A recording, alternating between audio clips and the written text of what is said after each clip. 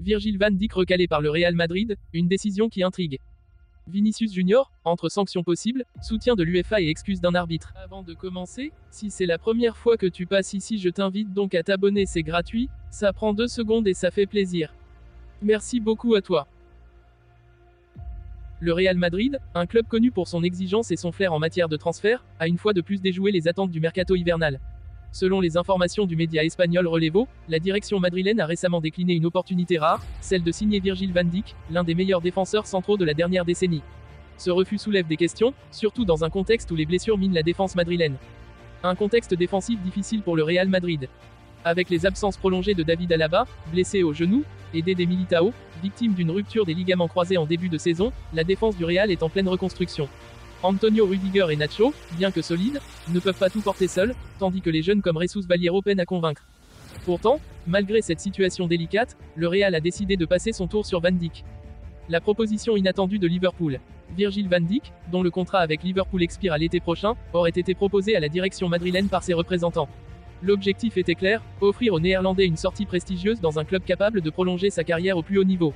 Cette démarche intervient alors que Liverpool est en pleine transition défensive, cherchant à rajeunir son effectif et à alléger sa masse salariale. Le Real Madrid, pourtant friand de joueurs expérimentés capables d'apporter immédiatement une valeur ajoutée, a poliment décliné cette offre. Selon les sources proches du dossier, le club n'a pas été convaincu par l'idée de signer un joueur de 33 ans, malgré son immense talent. Florentino Pérez et sa direction semblent vouloir maintenir leur politique de rajeunissement, privilégiant des profils comme Josko Gvardiol ou Antonio Silva pour l'avenir. Pourquoi refuser Van Dijk? Plusieurs raisons peuvent expliquer cette décision surprenante.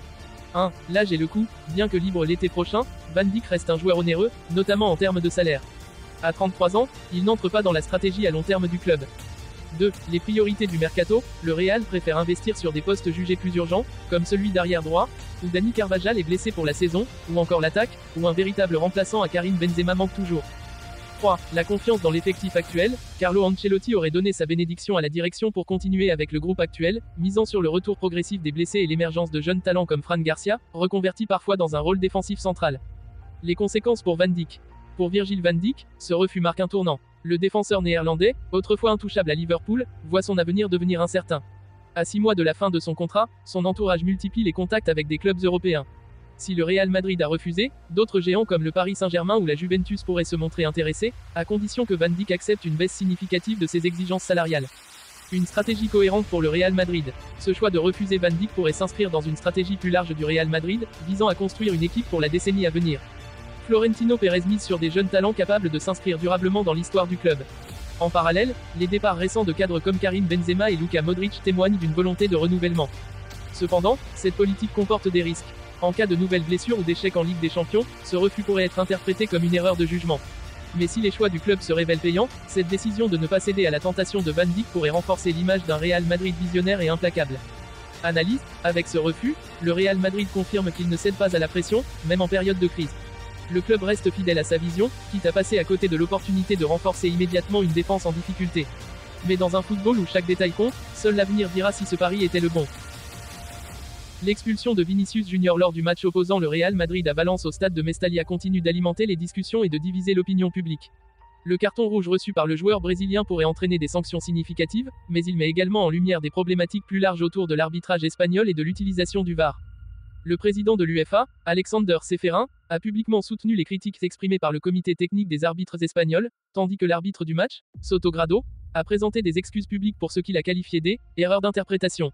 Cette situation, complexe et sensible, dépasse largement le cas individuel de Vinicius et questionne la crédibilité du système d'arbitrage en Espagne. Les faits, une action polémique menant à une expulsion. L'incident s'est produit lors d'un arrêt de jeu où, selon l'arbitre et le VAR, Vinicius aurait porté un coup au cou du gardien de Valence, Dimitrievski. L'arbitre Soto Grado a consulté les images vidéo et a jugé que l'action constituait un geste violent, méritant une exclusion directe. La décision a provoqué une vive réaction de Vinicius, qui a contesté le carton rouge, nécessitant l'intervention de ses coéquipiers et du staff technique pour le calmer et le conduire hors du terrain. Le Real Madrid, estimant la sanction injuste, a depuis déposé une réclamation officielle, arguant que l'analyse vidéo n'a pas suffisamment pris en compte le contexte et l'intention du joueur. Les sanctions envisagées, 2 scénarios possibles. La commission de discipline de la Fédération royale espagnole de football, RFEF, étudiera prochainement le dossier et rendra sa décision. 2 options principales se dessinent. 1. Une suspension sévère, 4 à 12 matchs. Si le geste de Vinicius est qualifié d'agression, il sera puni en vertu de l'article 103 du règlement disciplinaire de la RFEF, avec une suspension pouvant aller de 4 à 12 matchs. Une telle sanction marquerait la volonté de la Ligue de ne pas tolérer les comportements violents. 2. Une sanction réduite, 1 ou 2 matchs. Si l'acte est requalifié en simple comportement antisportif, la suspension serait allégée à 1 ou 2 matchs. Cette option dépendra des preuves présentées par le Real Madrid, ainsi que de l'interprétation finale du contexte par la commission. Les excuses publiques de Sotogrado, un tournant dans l'affaire. Sous la pression des critiques, l'arbitre Sotogrado a reconnu ses erreurs lors d'une déclaration publique. Plus grand que, après avoir revu les images avec plus de recul, je reconnais que ma décision n'était pas juste. L'intervention du VAR aurait dû clarifier la situation. Je m'excuse sincèrement auprès de Vinicius Junior, du Real Madrid et des supporters. Cette déclaration a surpris beaucoup d'observateurs et constitue une étape rare dans le monde de l'arbitrage, où les erreurs sont rarement admises publiquement. Sotogrado a également souligné la nécessité de tirer des enseignements de cet incident pour améliorer la précision et la transparence dans l'arbitrage à l'avenir. Le soutien de l'UEFA et les critiques du VAR. Alexander Ceferin, président de l'UEFA, s'est aligné avec le comité technique des arbitres espagnols, pointant du doigt les défaillances dans l'interprétation des faits par le VAR. Ceferin a souligné 2 problèmes majeurs. L'analyse biaisée de l'action, le contexte et l'intention de Vinicius n'ont pas été correctement évalués. Les limites du VAR, initialement conçues pour réduire les erreurs, le VAR a parfois l'effet inverse en amplifiant la confusion dans des situations complexes. Plus grand que, cet incident démontre que nous devons renforcer la cohérence et la fiabilité des décisions arbitrales, surtout en ce qui concerne l'utilisation du VAR, a déclaré Ceferin. L'impact sur le Real Madrid et la Liga. Pour le Real Madrid, une longue suspension de Vinicius Junior représenterait un coup dur, d'autant que l'équipe se trouve dans une phase cruciale de la saison. Mais cette affaire va bien au-delà des conséquences sportives immédiates. Elle soulève des questions plus larges sur la crédibilité de l'arbitrage espagnol, les décisions incohérentes et les polémiques répétées minent la confiance des clubs et des supporters. L'efficacité réelle du VAR, plutôt que d'apaiser les tensions, son utilisation semble parfois aggraver les controverses. Les dirigeants de la Liga et de la RFEF devront travailler pour restaurer une image de justice et de professionnalisme dans la gestion des matchs. Une décision très attendue. La commission de discipline de la RFEF se trouve sous les projecteurs. La sanction infligée à Vinicius devra équilibrer fermeté et justice. Une peine sévère pourrait dissuader les gestes violents, mais risquerait de conforter les critiques envers un arbitrage déjà fragilisé. A l'inverse, une sanction allégée serait interprétée comme une reconnaissance implicite des erreurs commises par l'arbitre et le VAR. Dans tous les cas, le verdict attendu ne concernera pas seulement Vinicius Junior. Il s'agira aussi d'un signal envoyé à l'ensemble du football espagnol et international sur la capacité des instances à gérer des situations de crise avec équité et transparence.